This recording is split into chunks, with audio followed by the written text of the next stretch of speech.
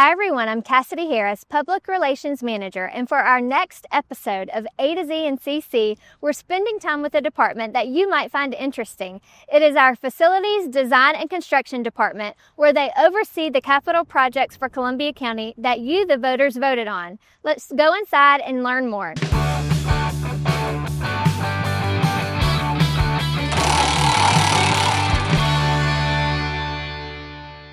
Joining me today is Stephen Prather. He's the Director of Capital Projects for Columbia County, and we want to learn a little bit more about what his team does, the projects that they oversee, both current and future projects. But if you would, please give us an overview of your team and yourself and what all you bring to the table. I'm a registered architect. I manage a team of 6 here, and we are responsible for all the planning, budgeting, design, and construction for facilities, parks, vertical facilities. My department does not manage roads, thank goodness. Most of the projects that we manage are funded by SPLOST, the PFA bond, or the GEO bond. We also help other departments with their general fund for smaller projects, upgrades, system upgrades. We usually have about 15 to 20 projects at any given time. And those projects start at a very early stage in the planning and budgeting phase. We begin master planning or schematic design in-house, and at which point it reaches approval on the budget of where we're at. And that's when we go and hire consultants to help us finish the design. This could be anywhere from a year or 2 or 3, depending on the complexities of the budget, the site, other restraints. When we finish design, we go through a contracting period, a bid period, and then start construction. So a lot of projects that you see or may have voted on, they're in the works. They just take a little bit of time and they're in the queue. And what are some of the projects that you're currently overseeing? Some of the big ones we have right now are, of course, the Justice Center renovation and addition. We have the Building A project next door to it. We're wrapping up our fire station. We have a couple of parks under design, a couple of parks that are being renovated. We have a lot going on. You're also not just in current projects. It's like you said, you're forward thinking and you're trying to think down the road. But you have some exciting future projects that are kind of in the pipeline. Do you want to mention any of those? Sure. So thanks to Hurricane Helene, we have Savannah Rapids Pavilion under design to renovate and expand a little bit. And we're really excited about that project. We have a lot of park projects, Cassidy.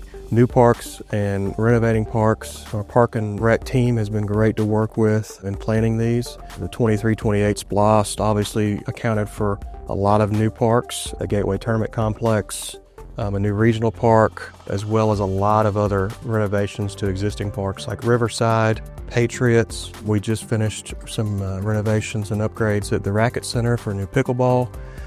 So a lot of projects that the public's really going to enjoy. Right, and I know you also have, especially for people that have been here a long time or live in District 4, Pollard House coming. Yes. Anything you can tell us about it? Yeah, so Pollard House is a special project for some of us here in the office. We're finishing up design. We'll start construction this year and we'll be finished by summertime of next year. But keep a lookout for that one. It's going to be a great event center for the public. So I think everybody will be pleasantly surprised for that one. And we also have the PAC support facility. What does that bring for them? Right, so we finished the PAC about 4 years ago. We've left a small green space there next to the PAC that we've been planning for this facility. Think of a Class A conference event center. Full commercial kitchen, ability to seat hundreds of people upstairs, downstairs, additional storage in that facility to support the PAC, but it's going to be a beautiful building. It'll complement the events of the PAC and around the plaza, so it'll be open hopefully later part of 26. Well, public safety is huge for our commissioners especially, but also we want to make sure that our residents have what they need when it comes to public safety and the funding behind fire rescue, sheriff's office, and I know you have a lot of projects for fire rescue. You have the new station too, but others coming up. Could you kind of touch on that? I want to quickly talk about how important the SPLOST program is. So we've been able to build the sheriff a lot of new training facilities, his new headquarters facility that was just finished, much needed improvements for his campus. We've been focusing now on fire rescue, so we're going to be finishing fire rescue 2 in the next few months. And that's the first station that we've completed in a long time. It was a replacement station for one of our oldest stations, and it's a huge improvement. This one meets all of our NFPA codes. It provides enough space for expansion.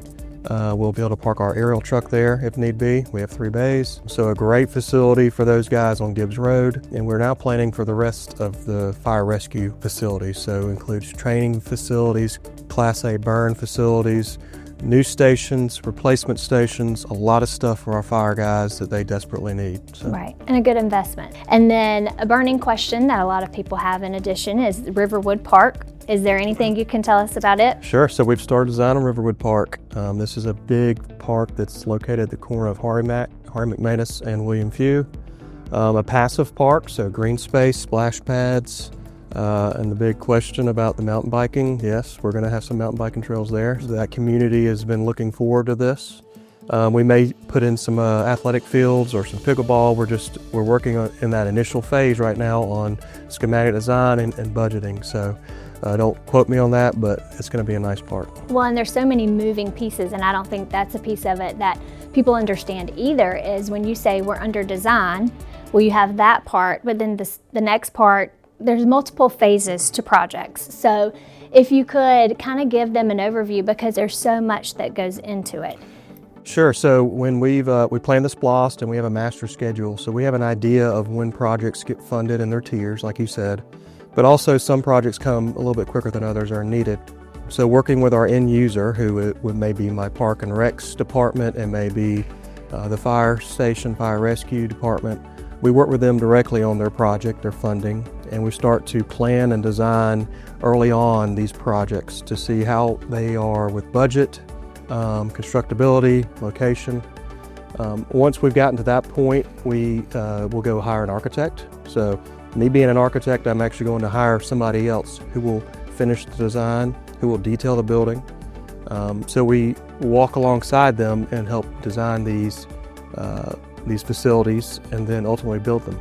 And you said that you're a team of 6, so can you tell us a little bit about what they do and they're responsible for, how they help support you? We have ex-contractors, we have architects, growing architects, so our experience is deep in the architectural and engineering construction field. I think that is very useful for the county and taxpayers, as that we are versed in helping save money, stay on budget, and build facilities that will last for a lifetime, basically. Well, I would like to take the time to say thank you for the support that you've given this program between SPLOST and voting yes for the general obligation bond projects.